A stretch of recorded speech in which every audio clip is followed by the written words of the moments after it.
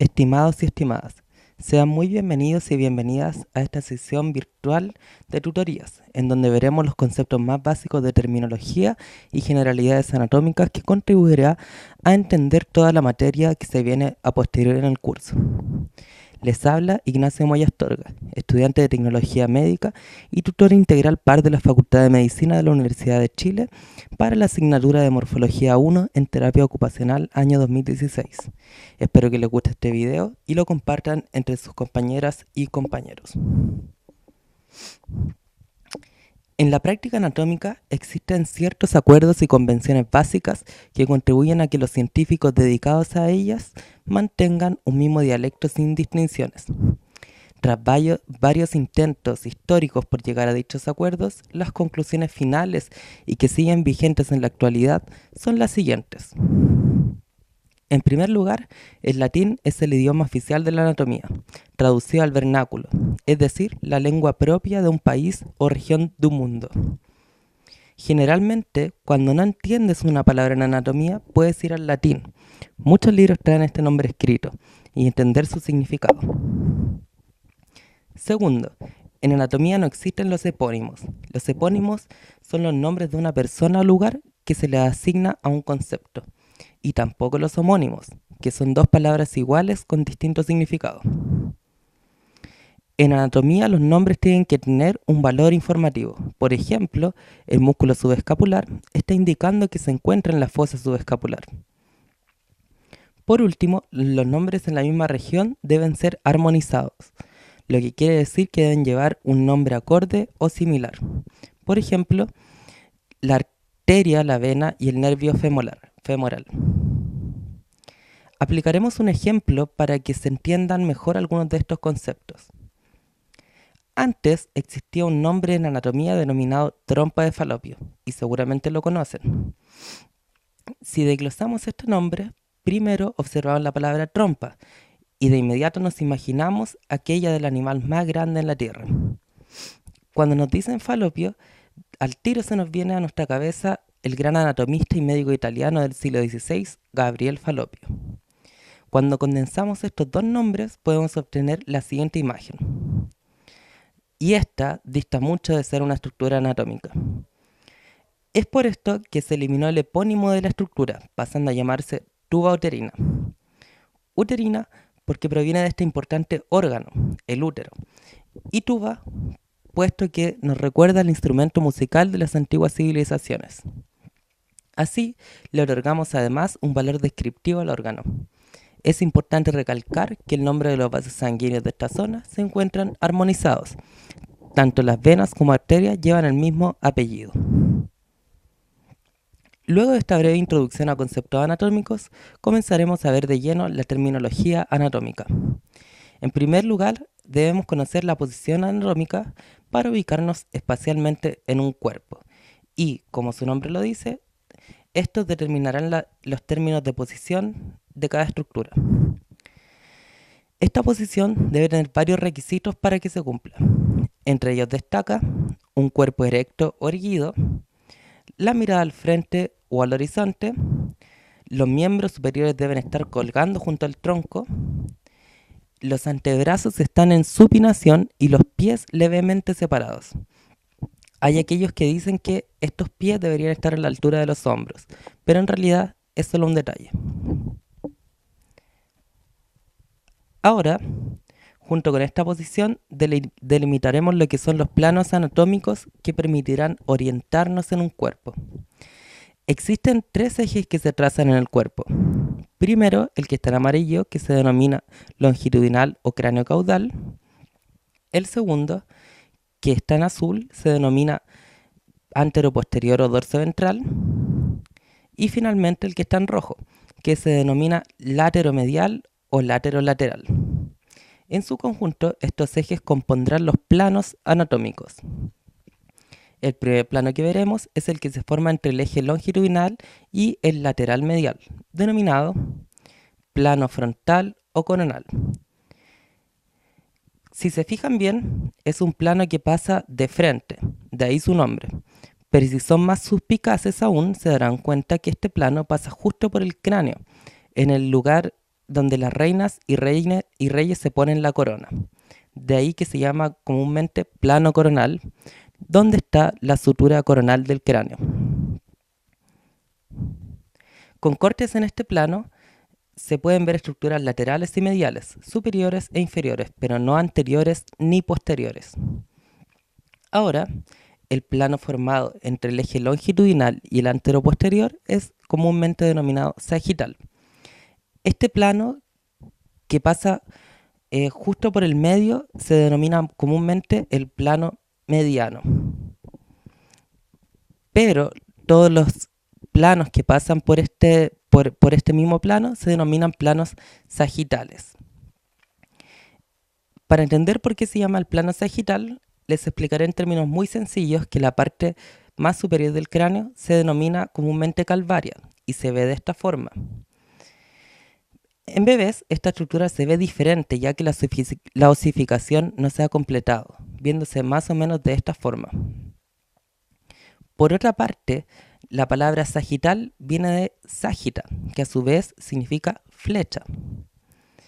¿No les parece que las membranas entre los huesos de la calvaria de los bebés se parecen mucho a una flecha? Y paf, es cuando toda la anatomía cobra sentido. Es por esto que se denomina el plano sagital. Recuerden que si está al medio se denomina plano mediano. Recuerden que cortes de este plano nos permiten ver estructuras anteriores y posteriores, superiores e inferiores, pero jamás laterales ni mediales. El último plano es el formado entre el eje anteroposterior y el lateral medial, llamado horizontal o transversal. Esto lo pueden ver de dos formas, transversal porque atraviesa u horizontal tal como un horizonte. Este plano permite ver estructuras mediales y laterales, anteriores y posteriores, pero jamás superiores ni inferiores. Finalmente, deben recordar que se pueden trazar una infinidad de planos oblicuos sin nombres específicos. En anatomía existe una terminología general de relación y orientación que debemos conocer, pues determina la posición de las estructuras. Para entender esto, utilizaremos la misma imagen anterior de posición anatómica. En primer lugar, existen algunas estructuras que son más superiores o más cefálicas que otras que pueden ser más inferiores o caudales. Recuerden que la palabra caudal proviene de cola. Hay otras que son más posteriores o dorsales y otras que son más anteriores o ventrales. Recuerden que esta palabra vientre viene de guatita. Entonces todo lo ventral va hacia anterior y es donde está la guatita. Otras estructuras son más proximales y otras más distales. Y esto es según un punto de origen. Generalmente ese punto es el tronco del individuo. También hay algunas estructuras que son más mediales y otras más laterales. Esto es según el plano medio sagital que hablábamos anteriormente. Finalmente, algunas estructuras son más superficiales o externas y otras que son más profundas o internas. En cuanto a los términos básicos del movimiento existen muchos. Sin embargo, dentro de los más importantes y generales que implican solo un plano, se pueden mencionar los siguientes. La flexión, que disminuye el ángulo, es decir, lo agudiza entre dos huesos o cartílagos. Por contraparte, también existe la extensión, que aumenta el ángulo entre dichas estructuras. Por otro lado, existe la abducción, que aleja una estructura de la línea media del cuerpo, y la aducción, que acerca una estructura a la misma línea. También están las rotaciones mediales y laterales, que se guían según la posición hacia donde se haga el movimiento. Finalmente, mencionaremos la supinación o rotación lateral del antebrazo, que permite dejar la palma de la mano hacia anterior. Y también la pronación o rotación medial del antebrazo, que hace exactamente lo contrario al movimiento de supinación. Les aconsejo que busquen, investiguen y relacionen más términos de movimiento, pues existen muchísimos más y esta tutoría solo sirve como una orientación en ese sentido. Ahora entraremos de lleno a osteología general y lo primero que debemos saber es cómo se divide el esqueleto humano. En este esqueleto adjunto veremos en color amarillo todo lo que se denomina esqueleto axial y se compone básicamente de los huesos de la cabeza, la columna y la caja torácica. El resto de los huesos del cuerpo son los que componen el esqueleto apendicular, es decir, todos los que componen los miembros superiores e inferiores y los que anclan estos al esqueleto axial, como por ejemplo la pelvis, la escápula o la clavícula. Existen variados tipos de huesos en el organismo e iremos viendo uno a uno cómo se componen y las principales características. Primero, los huesos largos, que como su nombre se indica, son huesos donde predomina la longitud a la anchura.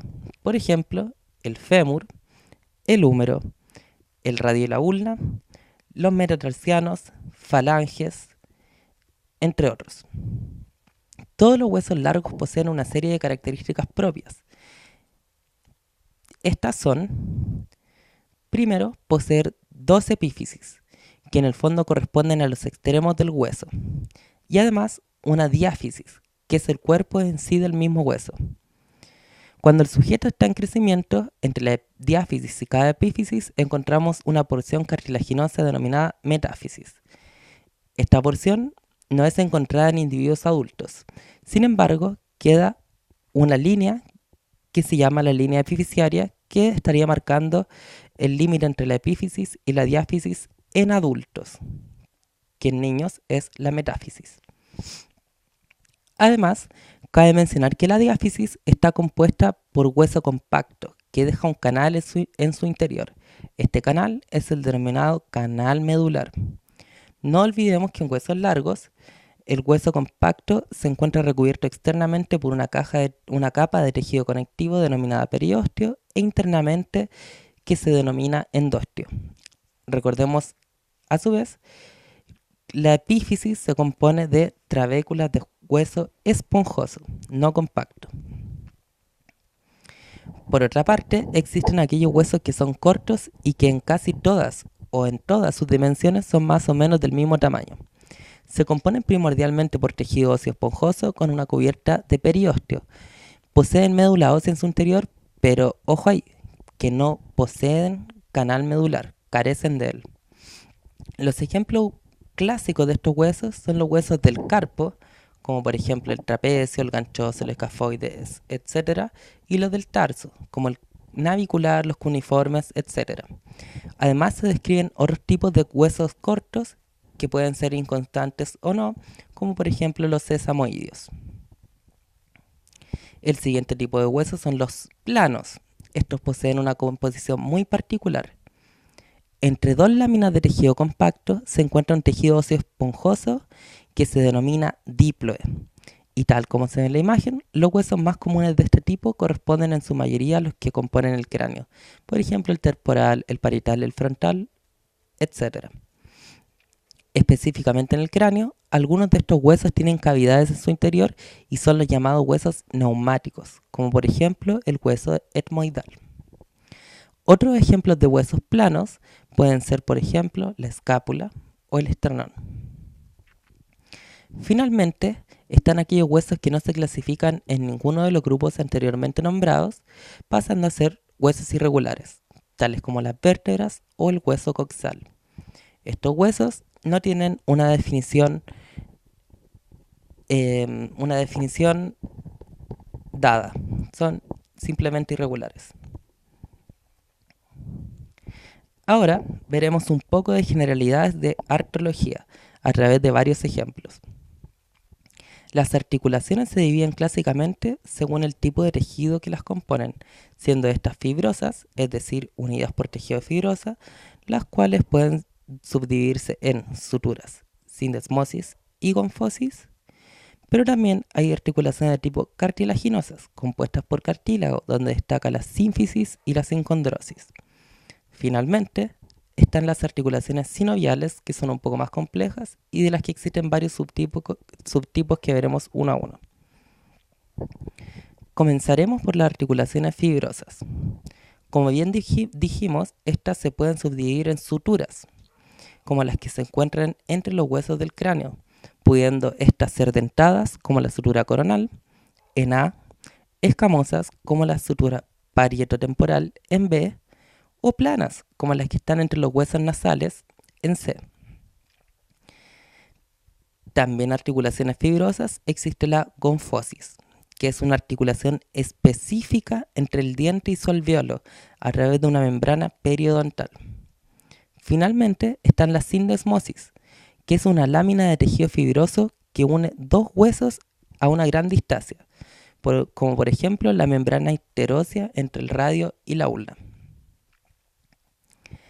Las articulaciones cartilaginosas son de dos tipos: aquellas que se encuentran unidas por fibrocartílago, denominándose sínfisis, y que se encuentran solo en la línea media del cuerpo, tales como la sínfisis púbica, la sínfisis mentoniana o los discos intervertebrales de las vértebras. El segundo tipo de articulaciones cartilaginosas son las sincondrosis. Estas son uniones de cartílago y hialino temporales, que en general terminan osificándose en el desarrollo del ser. Sin embargo, uno de los pocos, o quizás el único ejemplo de ella en adultos es la primera articulación entre el cartílago costal y la costilla. Solo la primera. Entre los tipos de articulaciones sinoviales, primero tenemos que mencionar que existen 6 subtipos que mantienen una estructura común. Esta estructura común es la siguiente. Los huesos se unen a través de una cápsula articular reforzada por una serie de ligamentos capsulares, intracapsulares o extracapsulares. Esto dependerá del tipo de articulación de lo que hablemos. Por su interior, la cápsula articular posee una membrana sinovial que produce el líquido sinovial y que mantiene llena la cavidad articular. Esta serie de componentes permite a estas articulaciones tener movimientos complejos. Ahora veremos los tipos de articulaciones sinoviales. Primero, están las esferoideas, donde un hueso convexo encaja en una cavidad cóncava de otro. Ejemplo de ello es la articulación glenohumeral. Este tipo permite básicamente todos los tipos de movimientos en todos los ejes. El siguiente tipo son las articulaciones sinoviales elipsoideas o condilias, con solo 2 ejes de movimiento y que encaja similar al anterior, pero los segmentos elipsoidales se disponen en sentido inverso. Esto ocurre, por ejemplo, en la articulación radiocarpiana. Las articulaciones celares o en silla de montar poseen 2 superficies, una cóncava y una convexa, cada una permitiendo su encaje y un movimiento en solo 2 ejes. El ejemplo clásico es la primera articulación carpo-metacarpiana, la del pulgar. Las articulaciones gínglimo o trocleares son similares a una polea. Un hueso se aloja en una superficie articular saliente y opuesta, permitiendo movimientos en solo un eje. Tal es el caso de la articulación compleja del codo. Las articulaciones trocoides o en pivote son similares al encaje entre un tubo y un cilindro. Esto ocurre, por ejemplo, en la articulación atlantoaxial, permitiendo movimientos en solo un eje. En este caso se articula el atlas con el diente del axis.